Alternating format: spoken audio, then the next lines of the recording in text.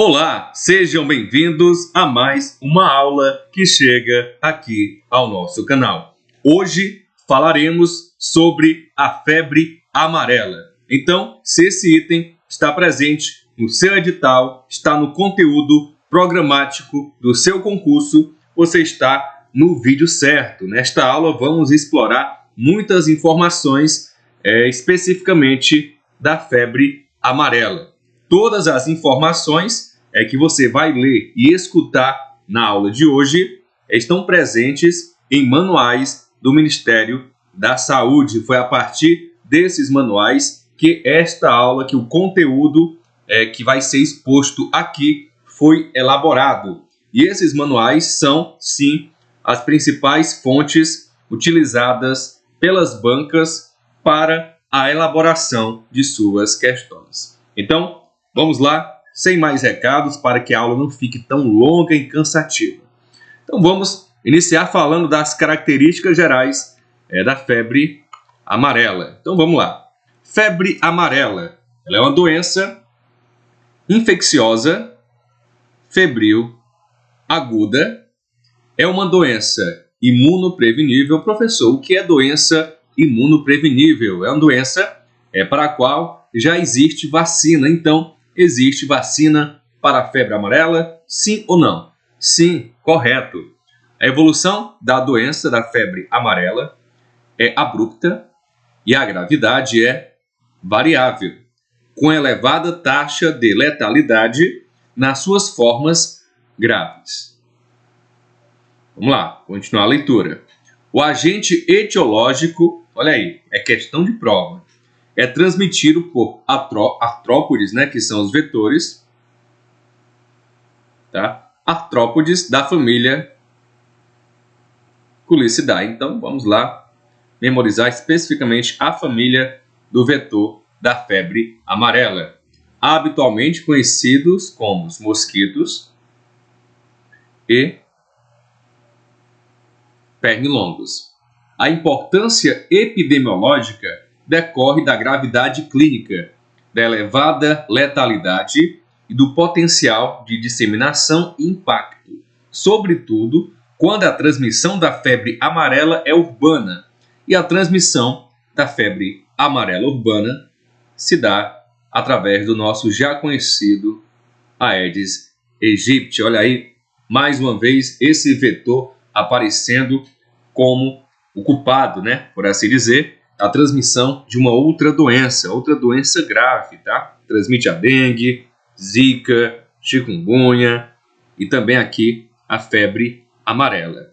Então, principal vetor, na verdade, o vetor da febre amarela urbana é o Aedes aegypti. Então, não vamos esquecer essa informação.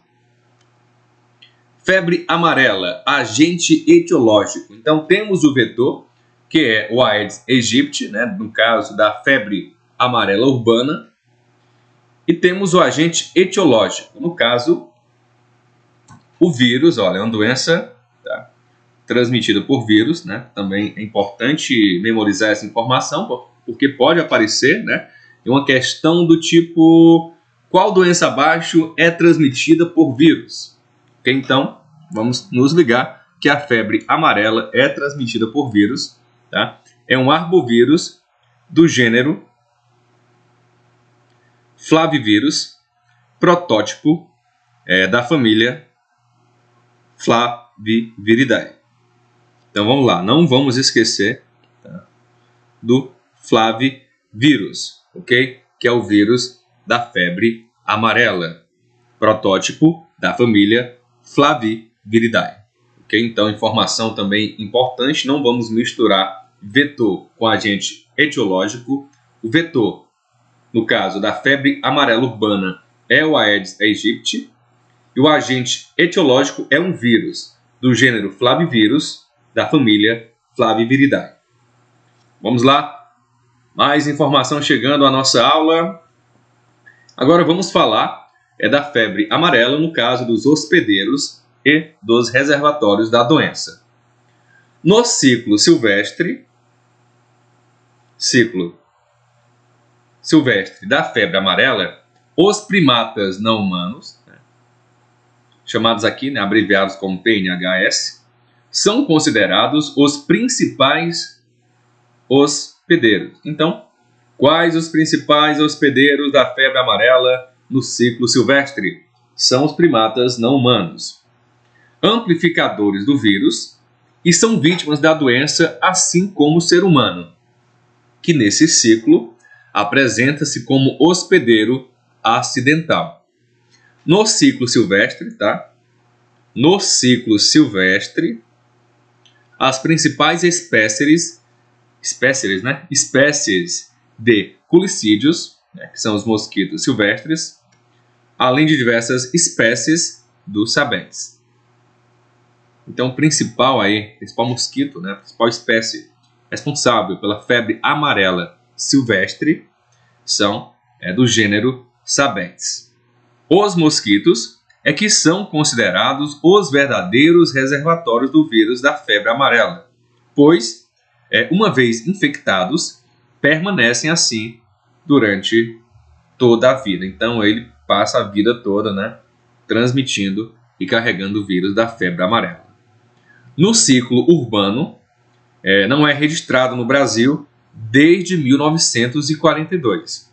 O ser humano é o principal hospedeiro com importância epidemiológica, e as espécies de culicídios, que são os mosquitos vetores, implicadas na transmissão, são do gênero Aedes, né?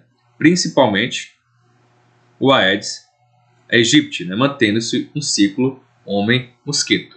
Então, professor, o que é que eu tenho que, de fato, memorizar e valorizar desse slide aqui? Vamos lá. No ciclo silvestre, os principais hospedeiros, tá, são os primatas não humanos. A principal espécie envolvida na transmissão da febre amarela silvestre são insetos, né, são mosquitos do gênero Sabetes. Desde 1942 não há registro de febre amarela urbana. A transmissão da modalidade urbana se dá, né, principalmente através do Aedes aegypti. Então, de fato, as informações que temos que memorizar. Não tem segredo, tá? Tem que praticar. Você sai deste vídeo, dessa aula, vai lá, responde 1, 2, 3, 5 questões, vê o que é que está precisando melhorar, vê o que é que já está bom, o que é que já está ok, para a gente saber, né, o nosso real nível, para não chegarmos, né, confiante demais na nossa prova, né, ou com o medo em excesso. A gente tem que estar se medindo, né, por assim dizer, constantemente durante a preparação para o concurso, né, se avaliando, né, a palavra é melhor, tá bom? Se avaliando constantemente, tá? Esse é o segredo. Modo de transmissão para começar aqui, olha esse trechinho aqui que pode aparecer naquelas questões, né, do tipo, avaliem os itens abaixo, né, item 1, febre amarela, não há transmissão de pessoa a pessoa, tá correto? Tá correto sim. O vírus é transmitido pela picada dos mosquitos transmissores infectados, ok? Então não há transmissão da febre amarela de pessoa para pessoa. Apenas as fêmeas, olha aí, apenas as fêmeas transmitem o vírus, pois o reparto sanguíneo provê nutrientes essenciais para a maturação dos ovos e, consequentemente, a completude do ciclo. Então, para que a fêmea faz o reparto, né, vai sugar o seu sangue, o sangue do ser humano, para a maturação dos ovos. Nos mosquitos, a transmissão também ocorre de forma vertical, na qual as fêmeas podem transferir o vírus para a sua prole, favorecendo a manutenção do vírus na natureza. Então, vamos lá. A fêmea está com o vírus e há sim uma grande possibilidade daqueles ovos que ela acabou de pôr, né, de fazer a postura, já estarem carregando larvas que vão se transformar em mosquitos que já carregam o vírus da febre amarela. A esse fenômeno se dá o nome de transmissão vertical. No ciclo urbano, a transmissão ocorre a partir de vetores urbanos infectados. No ciclo silvestre, os transmissores são mosquitos com hábitos predominantemente silvestres, sendo os gêneros Haemagogos e o gênero Sabetes os mais importantes na América Latina. Então a gente viu aqui no slide anterior, né, falando especificamente do Sabetes, e aqui a gente, né, inclui mais um gênero de mosquito que faz essa transmissão, né, da febre amarela silvestre, que é o Haemagogos, né, além do Sabetes. No Brasil, a espécie Haemagogos jantinomes destaca-se na transmissão, embora o Haemagogo leucocelaneus, né, tenha assumido maior importância em algumas áreas nas últimas décadas, né, quase que um trava-língua, um desafio linguístico, né? Então vamos lá, Haemagogos e os Sabetes. No Brasil, qual a espécie que se destaca na transmissão dessa febre amarela? O Haemagogos jantinomes. Um outro destaque, né, que tem, né, surgido nas últimas décadas é o Haemagogos leucocelaenos, né? Até um pouquinho complicado de falar, né? Eu treinei, mas não saiu da maneira natural, tá bom? Então, o importante também é você estar memorizando essas informações. A gente sabe que, professor, como é que eu vou decorar tantos nomes, né? O segredo é ler, reler, praticar, assistir mais uma vez essa aula, porque isso vai fazer com que seu cérebro, em uma questão, possa identificar, na hora que ele vê os jantinomes, né, seu cérebro faz a conexão com a febre amarela e aí você mata a questão, né, se Deus quiser. Isso tudo, né, precisa da sua dedicação, do seu empenho, da sua entrega. Não importa se você tem somente 1 hora de estudo por dia. Aproveite esta hora da melhor forma possível. Faça, né, e estude dentro das condições que você tem. Mas aproveite cada tempo, cada minuto livre do seu dia para você se preparar para o seu concurso, para a sua prova. Vamos lá. A transmissão compreende 2 ciclos. Um intrínseco, né? Intrínseco, que ocorre nos hospedeiros, tanto no homem como nos primatas não humanos, são os macacos, e outro extrínseco, que ocorre nos vetores. Então, o ciclo intrínseco ocorre nos hospedeiros, né, tanto no homem quanto nos primatas não humanos, e o extrínseco ocorre nos vetores. Pode ser questão de prova. A viremia humana, né, a viremia, dura em torno de 7 dias, que se inicia entre 24 e 48 horas antes do aparecimento dos sintomas e estende-se até, né, 3 a 5 dias após o início da doença, período em que o homem pode infectar os mosquitos transmissores. Nos primatas não humanos, a doença ocorre de forma similar ao homem, com período de transmissibilidade semelhante. Então vamos lá, não tem segredo, onde tem número, tem prova. Duração da viremia humana, né, em torno de 7 dias, que se inicia entre 24 e 48 horas antes do aparecimento dos sintomas e estende-se até 3 a 5 dias. Nos mosquitos, o ciclo extrínseco, né, que a gente viu aí no parágrafo anterior, se dá após o repasto no hospedeiro com sangue infectado. Na infecção dos vetores, o vírus migra para as glândulas salivares, em que se replica depois de 8 a 12 dias de incubação. A partir desse momento, a fêmea do mosquito é capaz de transmitir o vírus até o final de sua vida, que pode variar entre 6 e 8 semanas aproximadamente. Professor, é tanta informação, é tanto número para memorizar.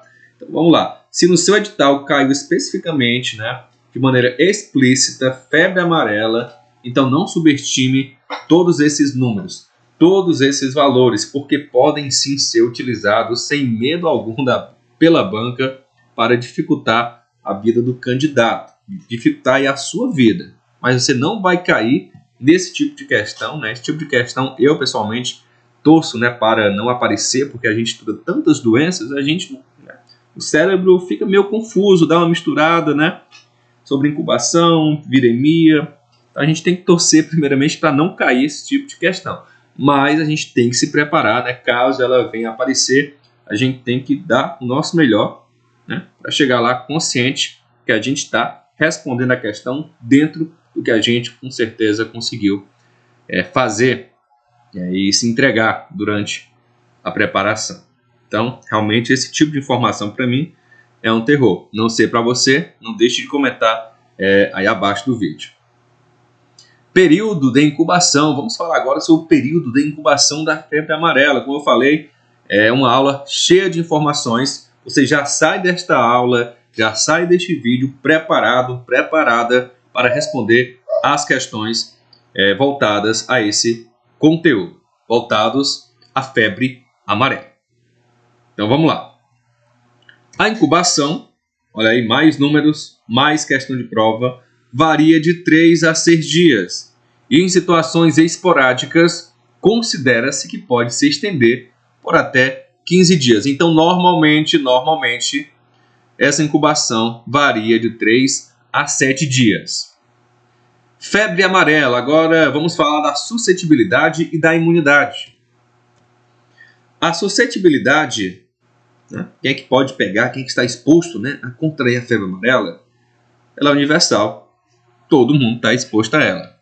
E a infecção confere imunidade duradoura, podendo se estender por toda a vida. Não é uma regra, mas se você pegou febre amarela e conseguiu passar por ela, né, sem chegar ao óbito, a possibilidade de você estar imune até o final da sua vida é muito grande. Os filhos de mães imunes podem apresentar imunidade passiva e transitória durante os primeiros meses de vida, que não há um valor, não há um quantitativo exato em relação aos meses, né? Só dá aqui de maneira bem subjetiva, né? Dos primeiros meses de vida. A suscetibilidade também parece ser universal para os primatas não humanos, considerando-se a similaridade da infecção. Todos os gêneros e primatas não humanos testados das Américas foram suscetíveis à infecção. Assim como nos humanos, a imunidade nos PNHs, né, que são os primatas não humanos, também é duradoura. Então, professor, o que é que eu preciso valorizar desse slide, desta tela? Incubação varia de 3 a 6 dias. Excepcionalmente, pode se estender por até 15 dias. A imunidade é duradoura, pode se estender por toda a sua vida. Qualquer pessoa está suscetível a contrair o vírus. Os filhos de mães imunes também transmitem essa imunidade transitória para os seus bebês. Essa imunidade dura durante os primeiros meses de vida. Tá bom? Então essas são as informações que, ao meu ponto de vista, têm uma maior probabilidade de serem utilizadas pela banca para questões. Vamos lá, dar continuidade à nossa aula. Manifestações clínicas da febre amarela. Então, vamos lá. O espectro clínico da febre amarela pode variar desde infecções assintomáticas até quadros graves e fatais. As formas leves ou infecções assintomáticas representam a maioria dos casos. Então, na maioria dos casos, os sintomas serão leves. Isso varia entre 40% a 60% dos infectados. O quadro clínico clássico caracteriza-se por início súbito de febre alta, cefaleia intensa e duradoura, inapetência, náuseas e mialgia. O sinal de Faggt, que é uma braquicardia acompanhando febre alta, pode ou não estar presente. Então, quadro clínico clássico da febre amarela, início de uma febre alta, a febre súbita, cefaleia intensa, que também é duradoura, inapetência, náuseas e mialgia.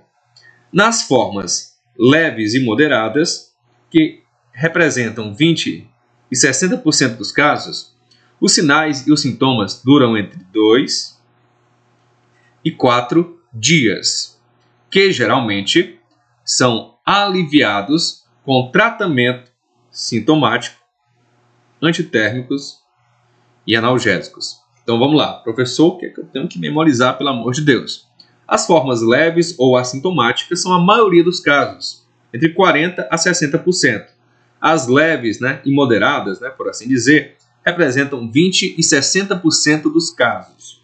Quadro clínico clássico: febre alta súbita, cefaleia forte e duradoura, inapetência, náuseas e mialgia. E o que é o sinal de Faget? É uma braquicardia acompanhando febre alta.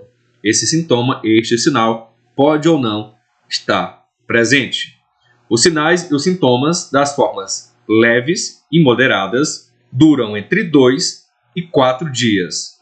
Tratamento sintomático com antitérmicos e analgésicos.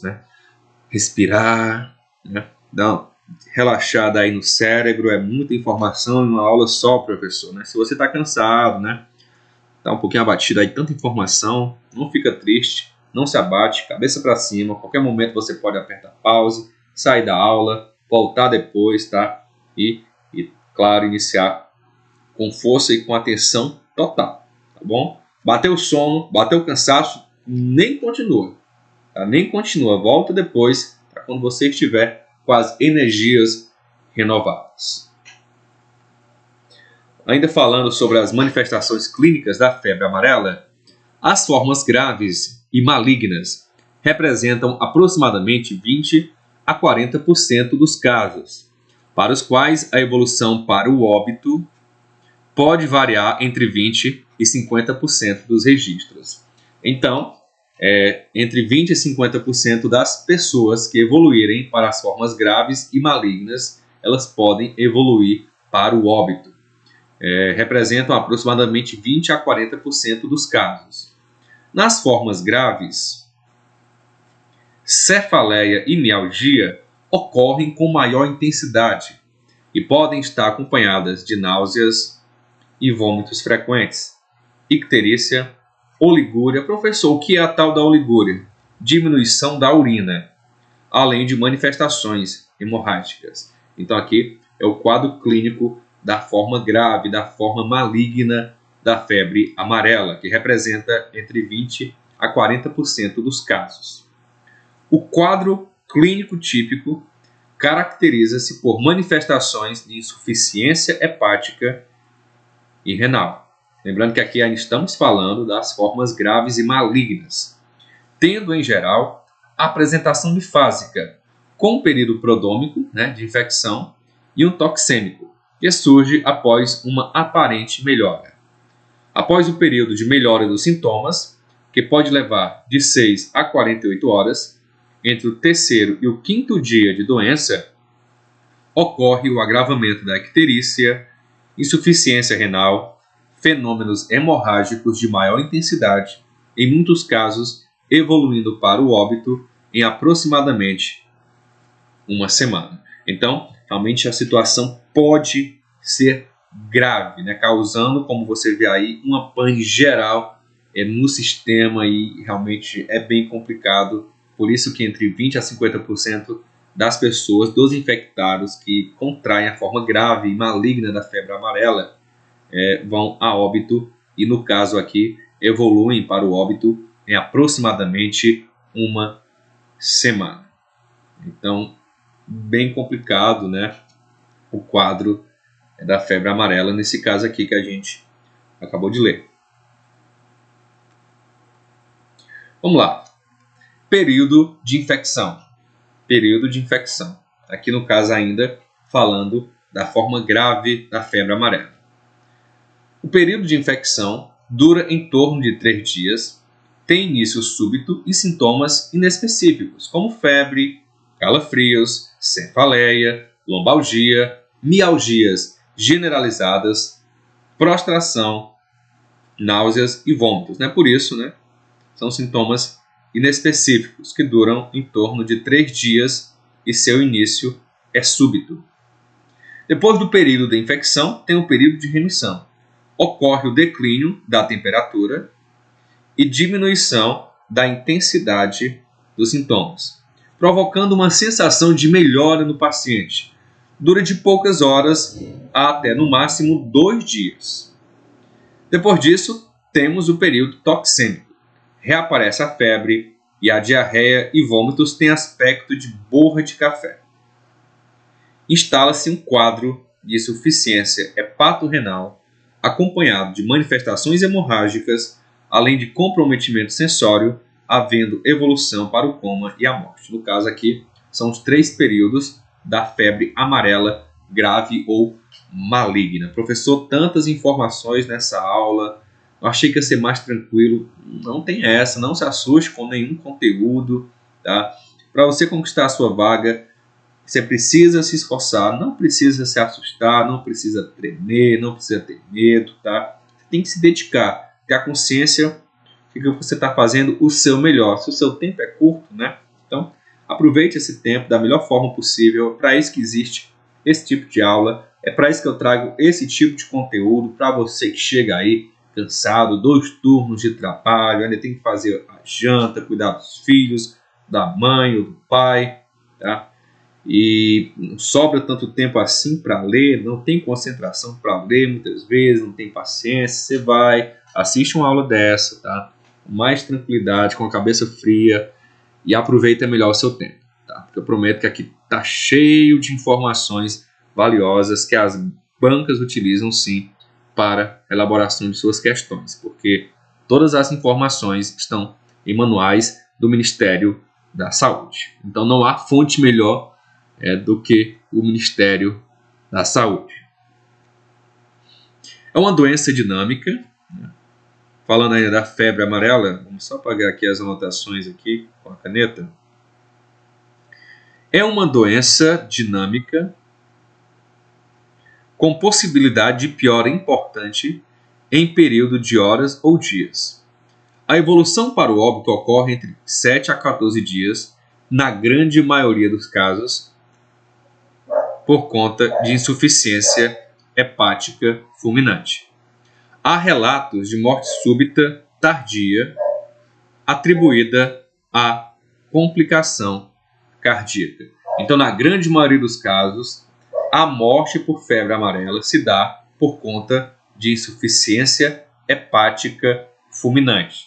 E também, como citado aqui, há relato de morte súbita tardia atribuída à complicação cardíaca causada pela febre amarela.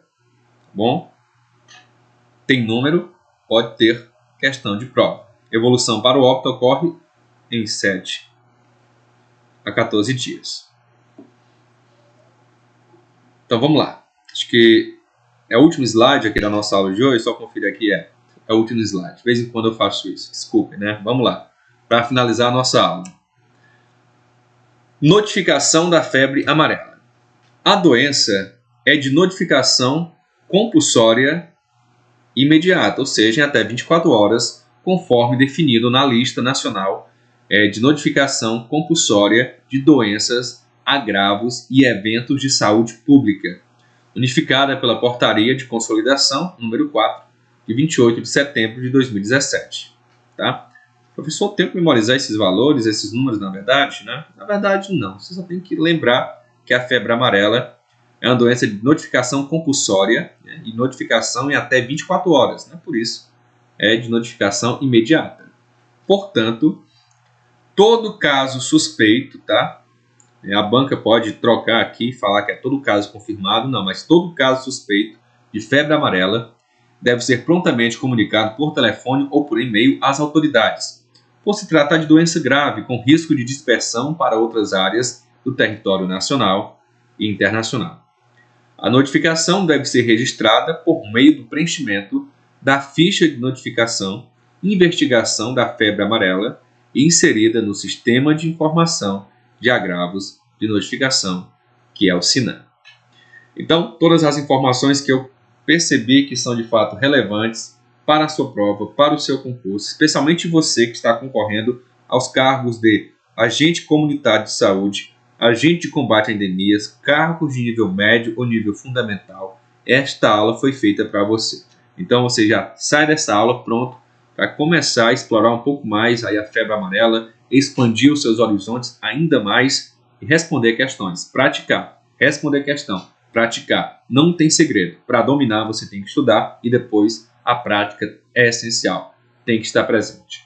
Um grande abraço, até um próximo vídeo, até uma próxima aula aqui no canal. Estou aguardando por você. Valeu!